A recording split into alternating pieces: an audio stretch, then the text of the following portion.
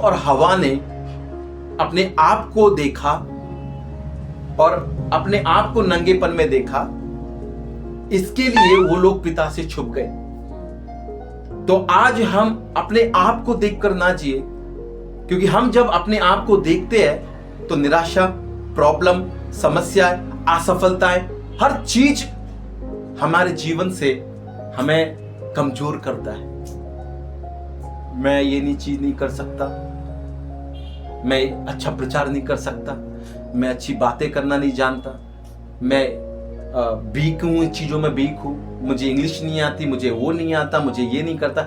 अपने आप को जब देखोगे तो आप अपने आप में निराशा लाओगे।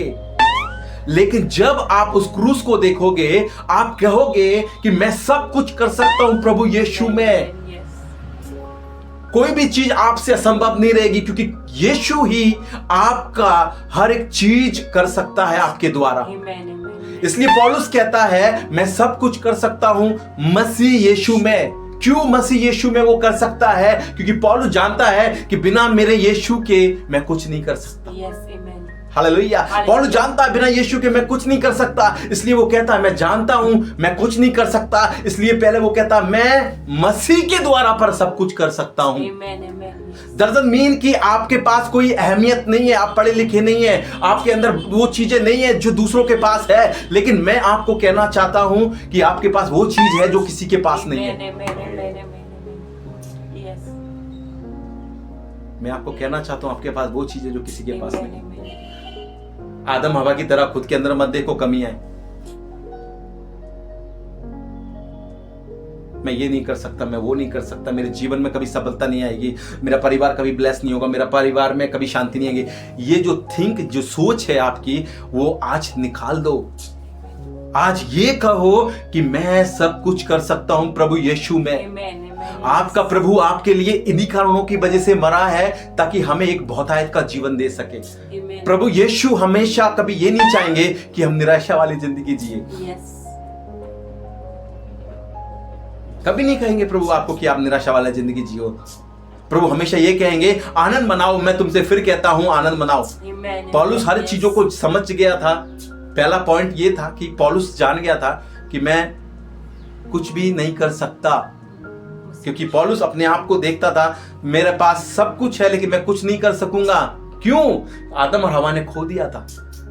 लेकिन जब उसने बोला कि दूसरा आदम आया है, वो सब कुछ का पाने के लिए जो दूसरा आदम आपको जरूरत है, सब कुछ उसने दे दिया। तो आप उस दूसरे आदम के द्वारा सब कुछ प्रभु ने सामर्थ डाली है। आप साधारण नहीं हो सकते। प्रभु ने वो आत्मा डाली है जो प्रभु यीशु को मुर्दों में से जी उठाया, वही आत्मा आपके अंदर डाला है। तो आप साधारण कैसे हो सकते? नहीं हो सकते साधारण। क्यों नहीं हो सकते? क्योंकि आपके अंदर प्रभु का आत्मा वास करता है। आप अपने आप को देखो मत आदम और हवा की तरह नगन हूं, मेरे अंदर कुछ नहीं है, मैं खोखलापन हूं, मेरे अंदर निराशा है, मेरे अंदर बीमारियां है, मेरे अंदर प्रॉब्लम है, मेरे अंदर कर्जे है, मेरे अंदर सब कुछ भरा है। लेकिन जिस दिन आपके अंदर मसीह का स्वभाव आ गया, कर्जा भी जाएगा, परेशानी भी जाएगी, जीवन से प्रॉब्लम भी जाएगी, हर चीज चली जाएगी। Hallelujah, hallelujah. समझ में आ रहा है मैं क्या बात कर रहा हूं? आदम और हवा की तरह अपने ऊपर मत देखो। क्यों? अपने ऊपर जब देखोगे आप, कर्जा नजर आएगा। अपने ऊपर जब देखोगे, प्रॉब्लम नजर आएगी, समस्या नजर आएगी, अशांति नजर आएगी। अपने ऊपर देखोगे, एक फेलियर नजर आएगा, एक बीमारी, दुख, तकलीफ नजर आएंगी। अपने ऊपर देखोगे तो ये सब नजर आएंगी, आपकी कमजोरियां नजर आएंगी। क्यों? आदम और हवा को मालूम पड़ गया ये मेरी कमजोरी है, नगनपन। इसी तरीके से आपको अपने ऊपर ध्यान नहीं देना है, आपको उस क्रूस के ऊपर ध्यान देना है कि जो क्रूस पर लटका है वो मसीह का स्वभाव आपके अंदर जब आएगा तो आपके अंदर बीमारियां जाएंगी, आपके कर्जे जाएंगे, आपकी असफलता जाएंगी, क्योंकि आप सफल होते जाएंगे। मैं कह रहा हूं आप सफल होते जाएंगे। जब मसीह का स्वभाव आप लोगे तो आपके अंदर से वो कमियां निकलेंगी, बीमारियां निकलेंगी, श्राप निकलेंगे, प्रॉब्लम निकलेंगे, लेकिन मसीह का स्वभाव में आप बढ़ते जाओ। यही चाबी है आज, यही चाबी है जो लोगों को पता नहीं है।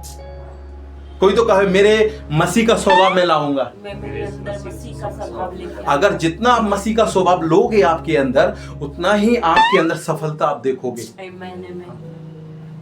बहुत लोग प्रभु में रहकर सफलता क्यों नजर नहीं आती? बिकॉज उनका स्वभाव मसीह जैसा नहीं है। मसीह जैसा नहीं, इसलिए सफल नहीं होते।